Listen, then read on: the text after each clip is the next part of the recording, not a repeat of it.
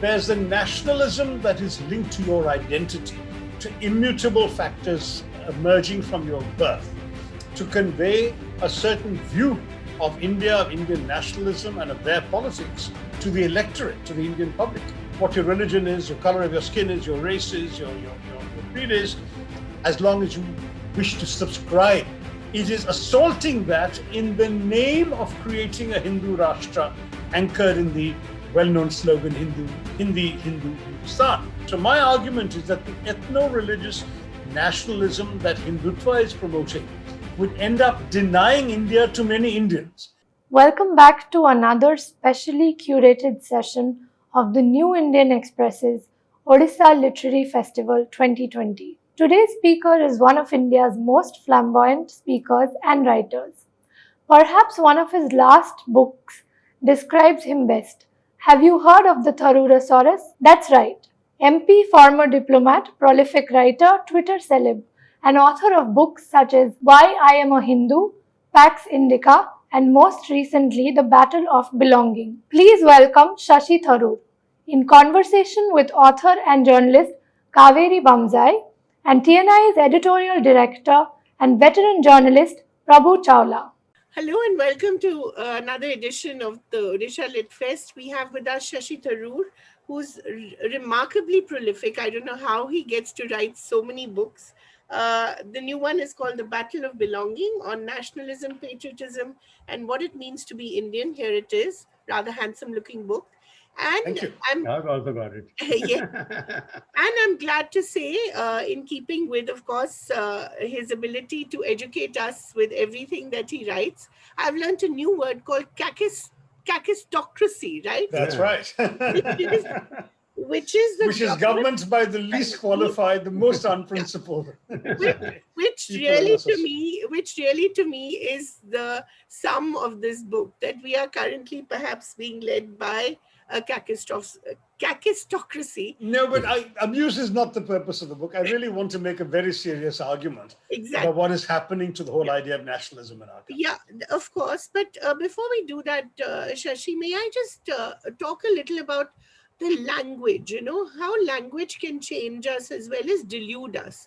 And we've seen that, with the use, for instance, of pseudo-secularism. When L.K. Advani first used it, it became so much part of our culture and part of the way we spoke.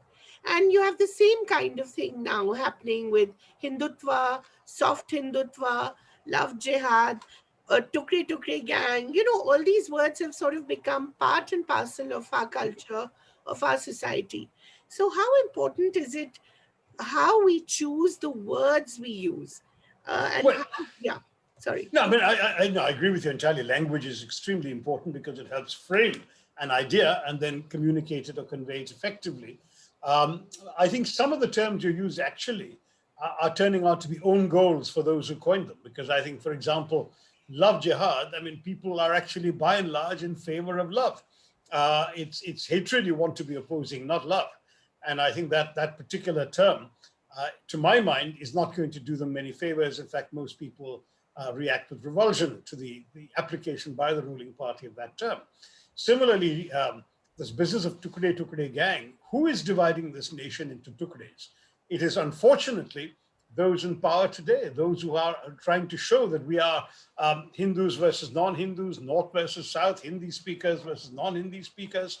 This kind of tukde breaking up of the country is, to my mind, something that's going to come back and bite them in the ankle. But having said that, I agree with you that the terms of art that they use are intended very much to be a shorthand, to convey a certain view of India, of Indian nationalism and of their politics to the electorate, to the Indian public. And that so far anyway, they're doing well with it, even though I do believe there are flaws in their approach. You talk about nationalism as it ought to be, and you in fact have your own view of what nationalism should be, which you call civic nationalism. It's not my own view, Kaveri. It is the view enshrined in the Constitution of India. Indeed. So may I ask you to define that as opposed to the nationalism that we have seen being defined and redefined by this establishment? Right. So, in the book, I start off the first 100 pages describing the theory and concept and evolution of nationalism, its practice around the world. So it's a global idea. What does nationalism mean? What does it come to mean? I go into 9 different types of nationalism, but I say that at the bottom, it really boils down to 2 kinds. There's the nationalism that is linked to your identity, to immutable factors emerging from your birth, such as your race, your language, the color of your skin, your religion even. These are things that you inherit, and a nationalism anchored in any of those or a combination of those is the ethno-religious or linguistic nationalism as one type of nationalism. And the other type of nationalism is civic nationalism, which is a nationalism of institutions and constitutions. It's a nationalism that derives from the consent of the citizens to participate in a free and democratic society. It's based around core tenets of representative democracy, freedom of expression, constitutionalism, liberal democratic institutions. And it requires voluntary participation in civic society. Whereas the other kind of nationalism you're born into, civic nationalism, you choose to participate in, you choose to be a member of. And it doesn't matter in theory what your religion is, your color of your skin is, your race is, your creed is, as long as you wish to subscribe to the values and principles and institutions of that kind of civic nationalism. Which is why in America, you can migrate to America tomorrow without being white, without being Christian, without having been educated there, without having been born there, and you can become a citizen and participate in their civic nationalism. That's the idea. Now, just as Mr. Trump in many ways is undermining the liberal constitutionalism that underpins that idea in America, in India, the Hindutva movement is essentially assaulting the civic nationalism enshrined in our constitution, a nationalism which safeguards the rights of all citizens, irrespective of their religion, their language, their caste, their creed, their ethnicity, their birth, all of that stuff. It is assaulting that in the name of creating a Hindu Rashtra anchored in the well-known slogan, Hindustan. And this approach challenges the inclusive, all-encompassing ideology of Dr. Ambedkar, Mahatma Gandhi, Nehru, all the founders and framers of our constitution, and instead excludes people based on some of the immutable aspects of their identity. When you have the CAA coming in and saying anyone can qualify for citizenship unless they're Muslim, then immediately you are introducing a religious test into India's civic nationalism, which thereby is no longer a civic nationalism. So my argument is that the ethno-religious nationalism that Hindutva is promoting would end up denying India to many Indians. And that's a situation that no patriot can truly accept. We were told that with economic growth, with economic development, identity politics would decline. It would almost disappear. The individual's rights would rise, and the individual would become increasingly demanding of his or her own rights. Why is that not happening? And not just in India, all over the world. Well, it's Why a are very people interesting. choosing to identify with their caste, their community, with increasingly smaller groups? It's a very interesting question. I think one can certainly blame it partially on populist demagoguery, but obviously the demagogues are able to appeal to people because people are convinced by them. So the question is why?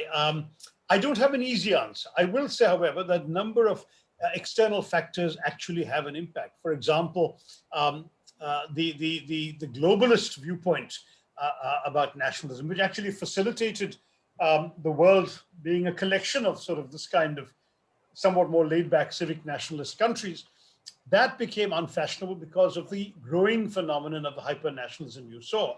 And that's partially because globalization has winners and losers, Right. and the losers began to resent the winners, and the winners were usually people in other countries, and so resentment and xenophobia and so on came up as well.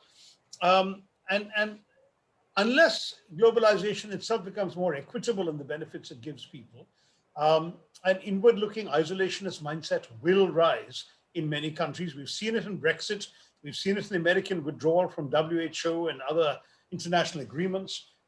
The COVID pandemic era seems to have inaugurated an era of deglobalization. So all of these things will create propitious ground to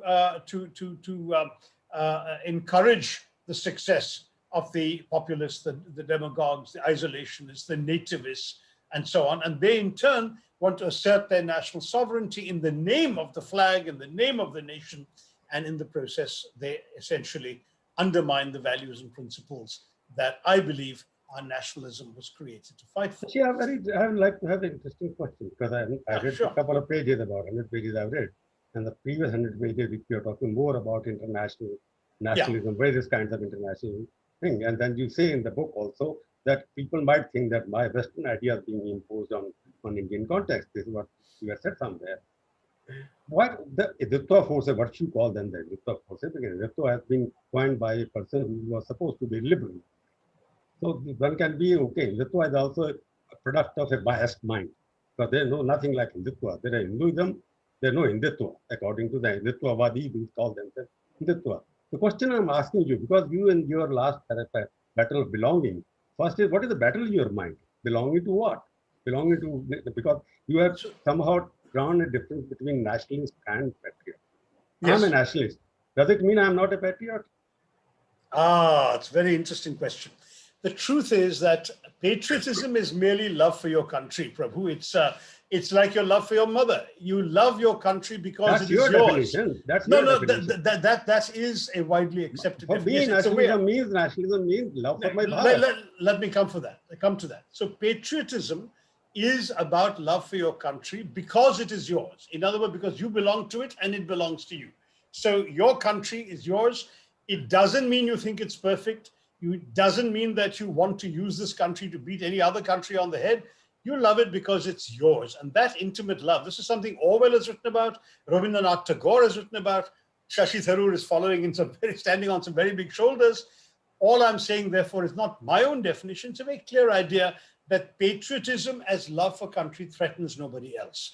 Nationalism, however, there is an important distinction. I'm concerned about, as a liberal, which you rightly accuse me of being, it is a manufactured distinction between nationalism and patriotism. It is a real distinction. Let me say why. I'll tell you why. As I say in the book, a patriot, see, both patriots and nationalists may die for their country, may sacrifice their lives for their flag. But the difference is that a patriot is prepared to die for his country, whereas a nationalist is ready to kill for his state. Now, that's a very big distinction. The patriot No. You are making too many questions. Let me stick to one question first. Because kill for his state means, what do you mean by state? Is the nation different than the state? So the nation state is, as I've described in the book, has come into being. These are Western definitions. I'm not going to Western definitions. No. I'm saying my nation, I was born in a country which is Pakistan now. But that is not my country. I'm not a patriotic. If I say don't worry, Prabhu. I was born in London, and I can assure you that I'm not a British patriot. You've written a lot about London. You are entitled to a visa without fees and whatnot. You've written all that because sense of belonging. You're talking about. So my sense of belonging to India is part of my own struggle for belonging. But at the same time. I'm confused because you're intellectual. I can't argue with you. I'm a Dehati. I want to argue from that point of view. I'm saying I'm proud to be a nationalist who is a patriot. Patriot is also a nationalist because he belongs in the country. Correct. So there's no differentiation between a country and a nation for me. So the question is, what is the idea? That is what Hinduism is. That is what Hinduism is. So I've written a different book on that called Why I'm a Hindu, which makes a very consistent point with this. So I'm asking, you will consider me as a nationalist who is not a patriot. So you have to differentiate between them because what you are defining as Hindutva, that is not Hindutva. That is a political definition of Hindutva. Correct. Well, Hindutva is a political doctrine. No, that must be there because then you are talking politics. You are not talking of actual reality of the nation. So the reality of the nation, as you rightly said, we have a patriotic nationalism. Let's put them two together and not separate them for the moment. Was what inspired the long struggle for independence. And Gandhiji, Ambedkar, and so on saw our nationalism as rooted in India's time-honored civilizational traditions of inclusivity, social justice, religious tolerance and acceptance, and the desire to forge a society that allowed individuals to flourish without barriers thrown up from birth. Yeah. So just to say that is what is being distorted by the more exclusionary and sectarian Hindutva version, because They're both nationalists, but a civic nationalist believes in an inclusive nationalism, and patriotism is something that may be in common with both. You love your country because it's yours. I love my country because it's mine. And we each have every right to claim allegiance to it and to claim it belongs to us. But the state institutions of my country that I celebrate will give the same rights to a Muslim or a Christian or a Dalit or a Northeasterner or a Hindi speaker or a Malayalam speaker. And that is what I celebrate. Whereas some nationalists have, shall we say, a more exclusive idea of what it is they're fiercely proud of in their nation and what they believe they're fighting for. So there is a very important distinction. No, nationalism for me is whatever belongs to India, what was born in India, what happened in India, what was brought up in India, what was imposed in India, the Western culture. I'm coming back to the specifics now. But what belongs to India, what was made in India, what was born in India, what was created in India, what was created in India. But I am little concerned about the sentence which you are using in your book, in your last chapter. We must remain faithful to our founding values of the 20th century. What do you mean by that? What about the 15th century, before 1000 AD? No. So as I've explained, the civic nationalism if we are I'm talking about, the looming challenge of the 21st, because you are emphasizing on 20th century, which is the rule of the Congress, which is the rule of the no, which is the rule of the culture, which is the rule of civic nationalism, which you are defining. That Prabhu, you've been skimming, and I don't blame you because it's a big, long book to finish in the time that you had it. But the fact is that the book makes it very clear. When I speak of the founding, I mean the founding of the Republic through the Constitution of India. So the period from 47 to 50, when all these issues were debated and everyone was there, all the political tendencies in India were present in the Constituent Assembly. I've had the pleasure and immense satisfaction of reading many of these debates, the transcripts of these original debates from that period. Every issue that you and I can argue about today was actually argued about by our founding fathers and mothers, including whether, for example, Hinduism should have a special place in this country, what should be the rights. And one of the most interesting things that I came across was discovering that many Indian Muslims who had migrated to Pakistan in 47 came back in 48. And as a result, there was this whole debate as to whether it is right now that Pakistan has been created for Muslims. How can they come back? And the argument that won out is our country will not discriminate, that we are actually going to be a nation for people of all faiths. So if they want to come back to their homeland, India, and pay allegiance here, they're welcome. Now, you've got all of these and in the end, of course, the numbers ended up being rationed because naturally many of those who had left, their places were occupied by incoming refugees. And so it was difficult for for the law and order authorities to manage the influx from Pakistan. So there was a rationing of about 2,000 people per month were allowed to come. That's another story. But I'm just saying, if you look at these ideas, they were all debated. There's nothing new. The founding values of the 47 to 50 Constituent Assembly debates were, we will be a country for everyone who wants to pay allegiance to our democracy, to our institutions, to our Satyameva Jayate principles, and to subscribe loyally to the Indian flag. You remember the story of Brigadier Usman, who could have gone to Pakistan. He was offered a number 2 position in the army there. He stayed on in India and died fighting Pakistan in the 1948 Kashmir War. See, that was the India of the founding period. And I want to recapture and fight again for that India, that an India to which everyone will feel equal allegiance and will not be made to feel that because they're not a Hindi-speaking Hindu, they're a second-class citizen, as some are made to feel today. So, Shashi, the question which you rightly pointed, civic nationalism, which you're talking about, what about the people who refuse to talk about national anthem and you say that, okay, national anthem is part of the constitution? If they refuse to sing national anthem, are they patriot or they're anti-national? No, they're not. They're not anti-national because the Supreme Court says they're not anti-national.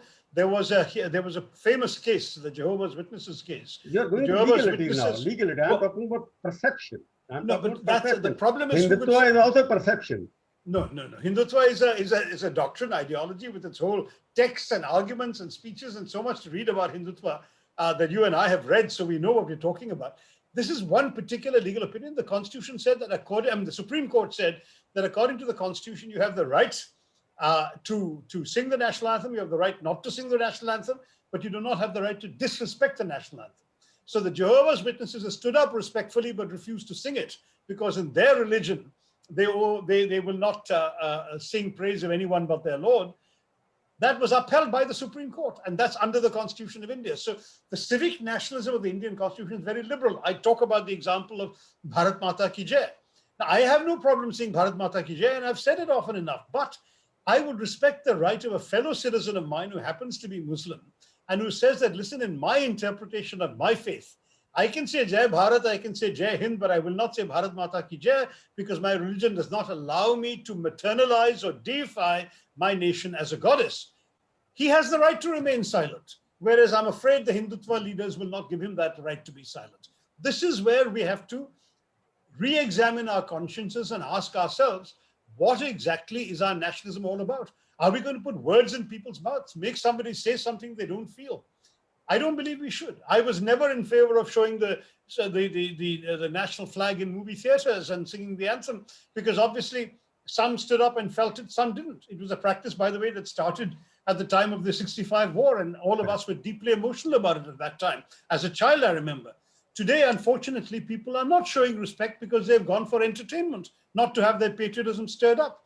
And again, wisely, the Supreme Court withdrew that particular requirement after a while and made it optional, and most cinema theaters dropped it. So my point is this: in nationalism, you are a nationalist in one way, which is by paying loyalty and adherence to the institutions of the Constitution of India, the entire democracy that we have been given, granting others the right to disagree with you, accepting that other people will worship differently from you or not worship at all if they don't want to.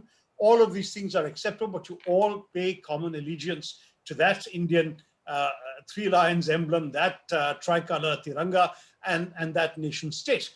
And to my mind, that kind of nationalism embraces. Shashi, in tricolor, saffron got the top position. Right, look at me. I mean, that's right. I've been wearing the tricolor since. You must have gone to the debates, and when this flag was formalized, why saffron was put on top. No, but again, this is to my mind. I mean, I agree with the debate, so therefore I'm asking you that question. Yeah. No, so saffron is on top, and saffron is on top, by the way, the Congress flag also. So even as a Congress politician, I'm just saying. That's the difference between nationalism, because when you bring in the Congress or the BJP, then nationalism loses its impact. No. So the BJP only has saffron, whereas the Congress has saffron, green, and white, and the Indian flag is gone because saffron, green, white way. But let me just say, the Congress owned India, that's why they got the flag, because they were empowered. They decided, okay, we will decide the flag and we'll decide the party flag also. It was a nationalist movement after all. And by the way, it was the flag was actually devised by Madame Kama, who was a Parsi lady. So let's accept that India as a civilization embraces diversity, and the flag itself reflects that diversity.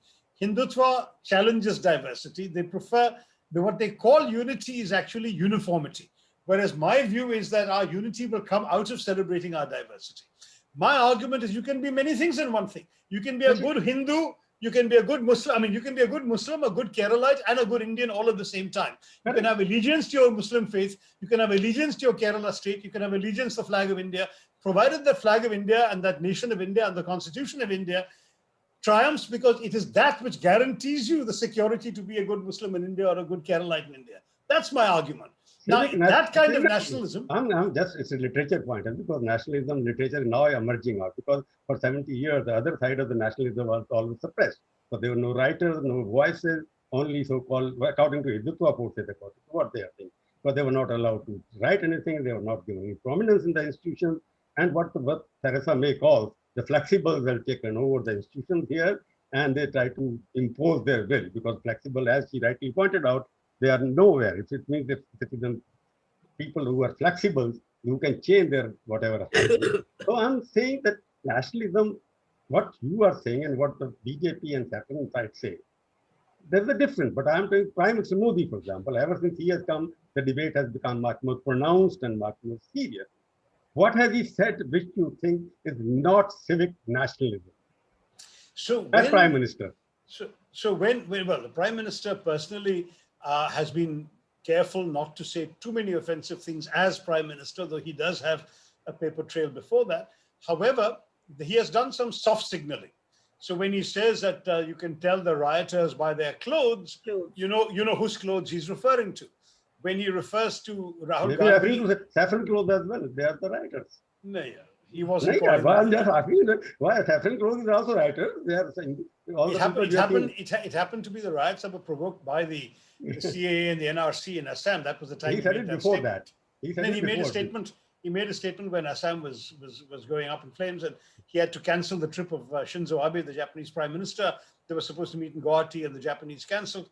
So anyway, the point is that there is a certain amount of soft signaling. I know you're a cricket fan, as I am, and you know how the umpires do some soft signaling. I think the Prime Minister has done some of that when he calls Rahul Gandhi Shahzada rather than Yuvraj. What is he doing? He's trying to tar him with Now he a started Muslim. calling him Yuvraj now. Na? No, no, Now he no, started. no. He's only said that in Bihar. But the Shahzada thing goes back to two elections, 14 Correct. and 19.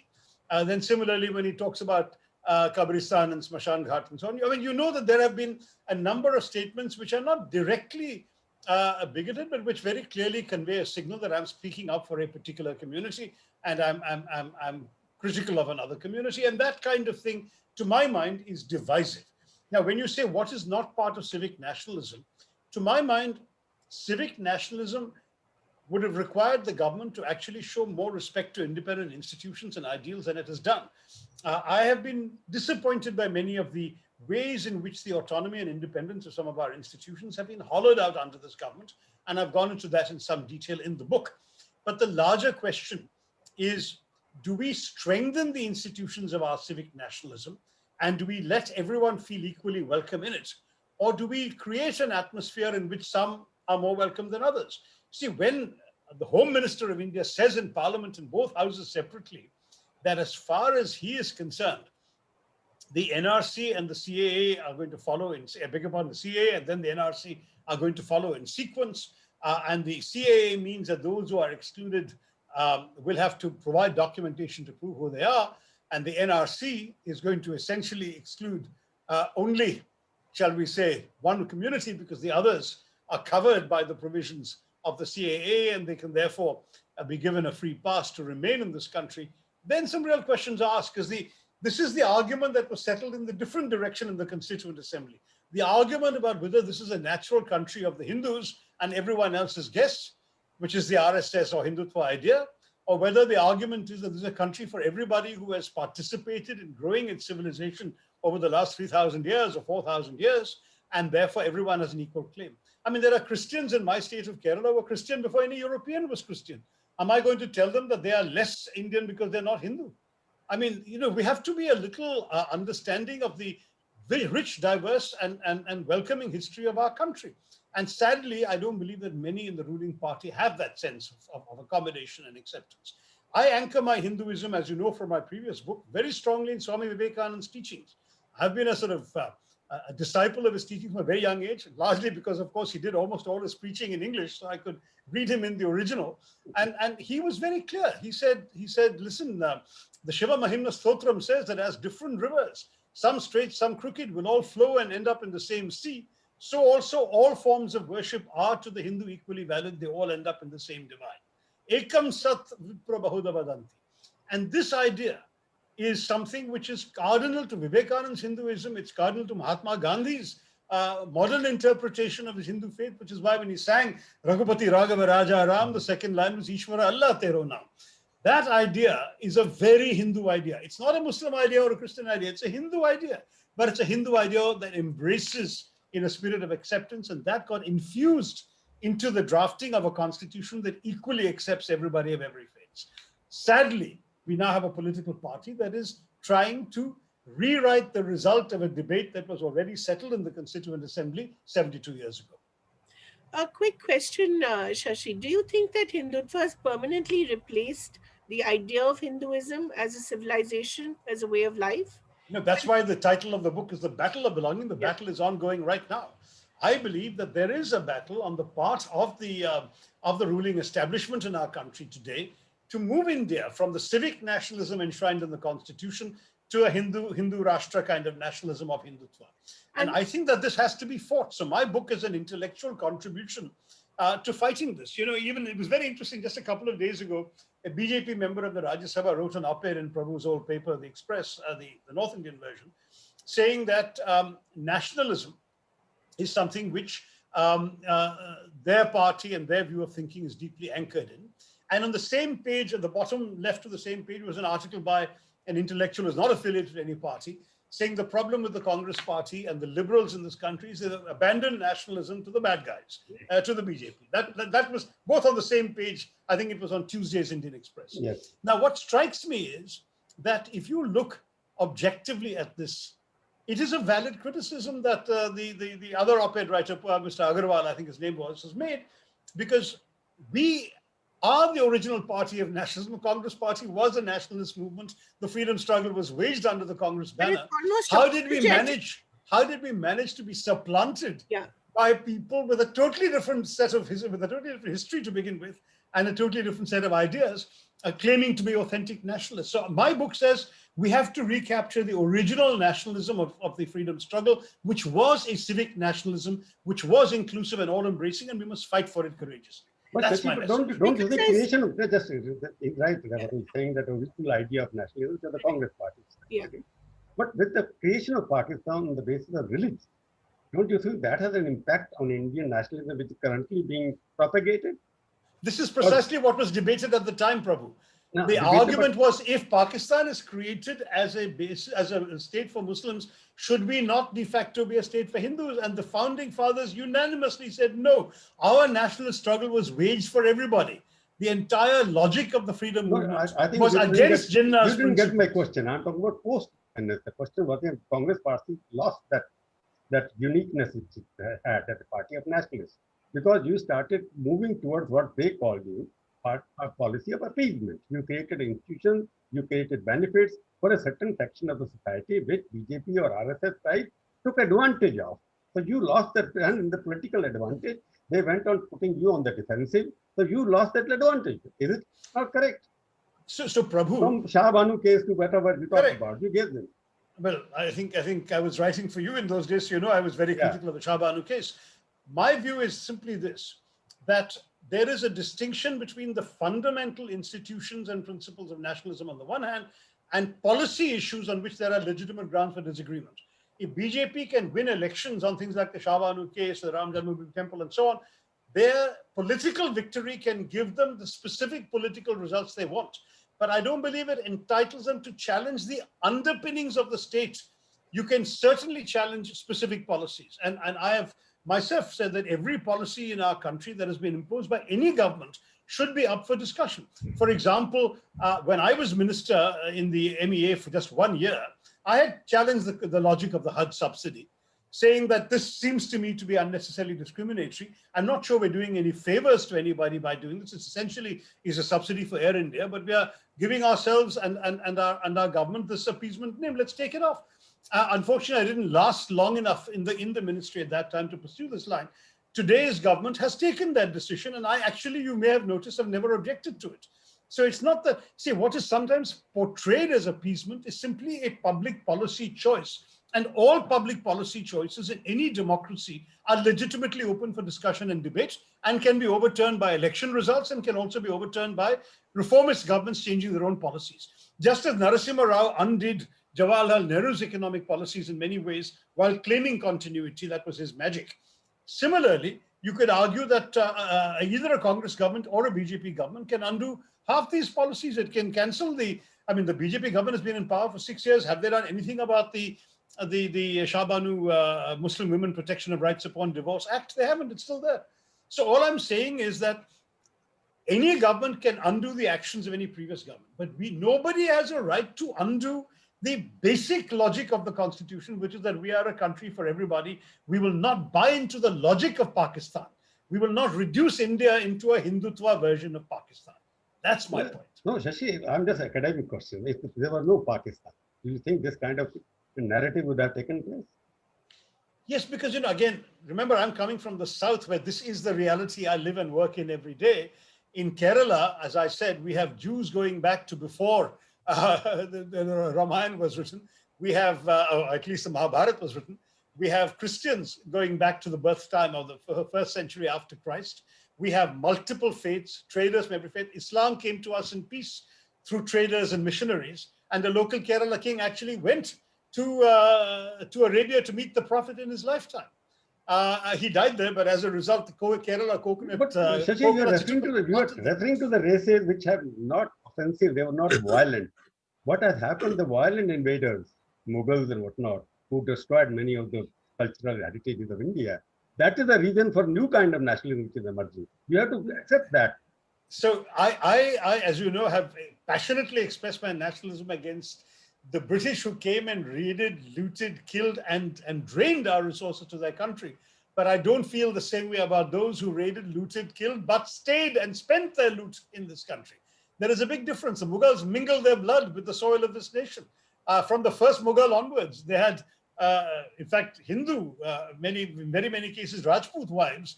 And so each son was already progressively less and less a foreigner. So that as far as I was concerned, the Mughals and the courtiers around them and the institutions, the buildings they built, the handicrafts they sponsored, Are you justifying all of what that is Mughals, Indian. Are you justifying what Mughals did in 1,000 years? I don't need to justify it. It's happened in the past. It's over. See, history, but now history is not something you can take revenge on. You are criticizing Britishers. You are written Yeah. about it. But you are keeping quiet about the atrocity and whatever the Hindus thought to say about the Mughals. That's the whole fight of nationalism now. Cultural nationalism, they are talking about Mughal history. They don't talk about Christians. You are talking at various, during the discourse, you have spoken about Christian, Jews, but you are refrained from speaking about Mughals because... No, Muslims have also been talked about. I said they came in the lifetime of the Prophet. No, that's the difference between nationalism, what they talk, and nationalism, what you talk. You don't talk about Mughals, what they did. You are accepting as a cultural, what happened at that time. It was cultural amalgamation of two societies. In and what they married, there were Rajput girls, and they married whatever. You're justifying all that, is it? No, Prabhu. Again, I have described in great detail in my earlier books the atrocities that were committed in the past as well. My main point in responding to what you said was the distinction between those who stayed in this country, who perhaps behaved abominably, but frankly, in those days, it was not a monolithic Hindu versus Muslim. There were Hindus fighting on the Muslim Mughal side. There were Muslims fighting on the Hindu warrior side. Shivaji had Muslim artillery captains. Aurangzeb had the Hindu generals. I mean, frankly, it's all very, it's the period. But what I'm saying is that whatever they did, whatever they built, whatever they stole, wasn't being sent off to Samarkand or Bukhara. It was being spent in India, built in India, devoted to India. The British, what I blame them for is that the sweat of our brow was being taken off and sent off to build mansions in London.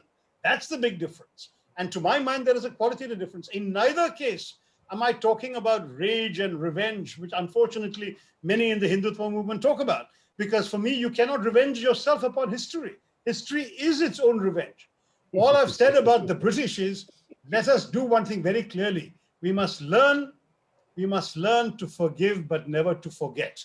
And that's fine. But that's what they're saying. That's why Hindutva say that we are not forgotten what happened to Indian culture. Okay, but you have to forgive.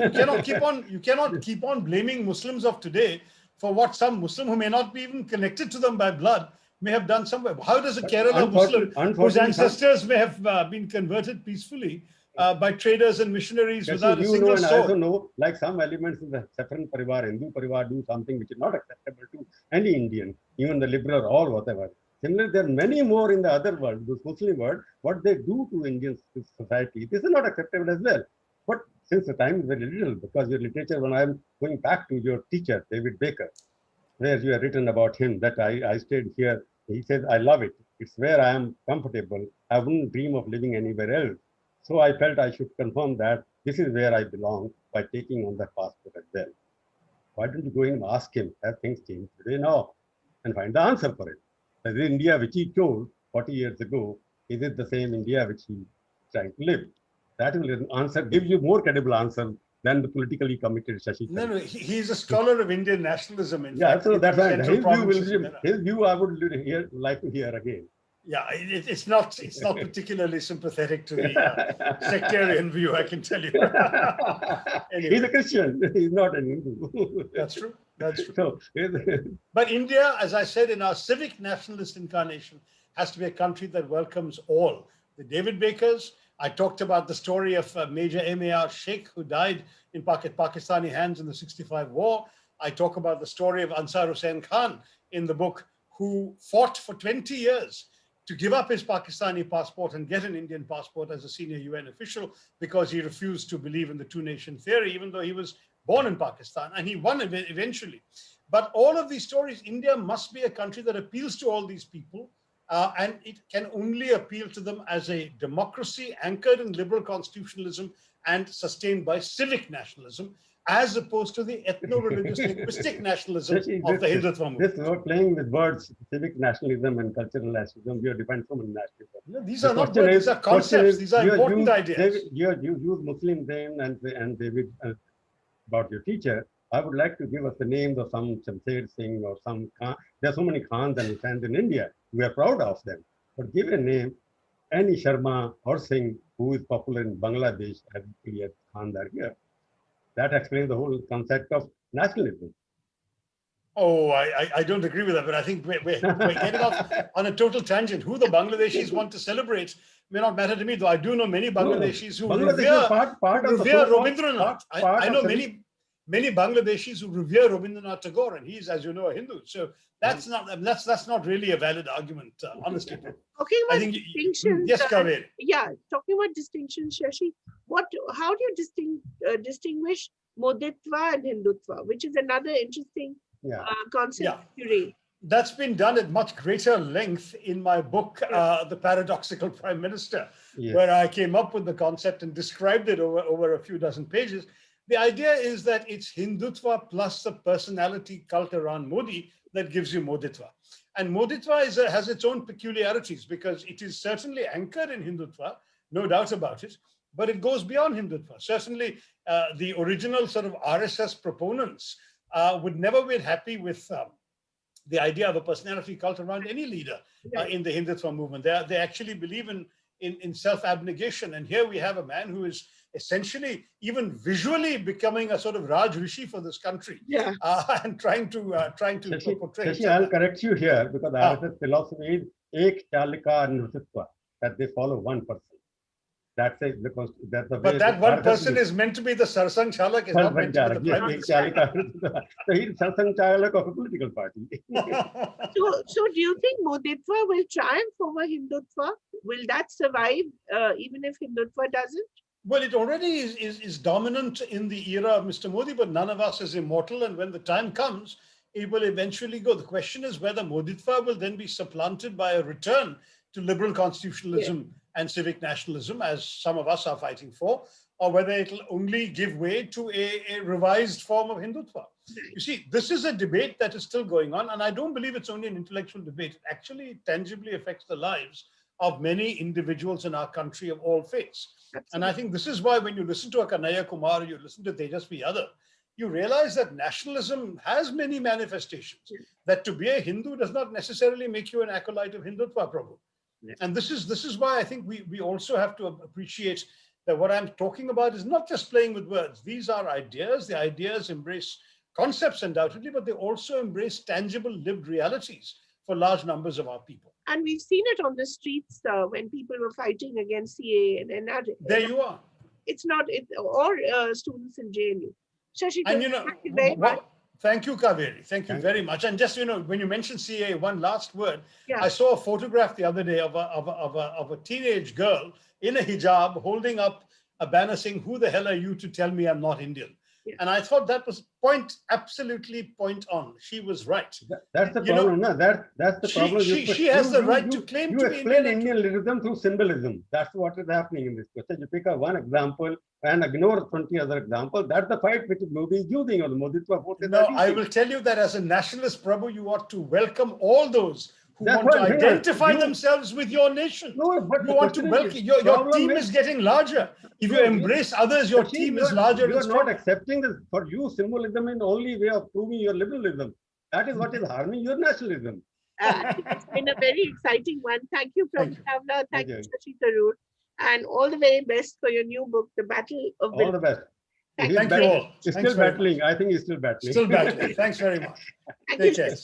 All the best. And all the best to the people of Odisha. All the best in your battle. Finally, you will win. Thank you, Prabhu. I believe so too. Thank you. Yeah. We hope you loved this session. Thank you for watching. You can catch the schedule for OLF 2020 and watch all the other sessions at www.newindianexpress.com and www.eventexpress.com.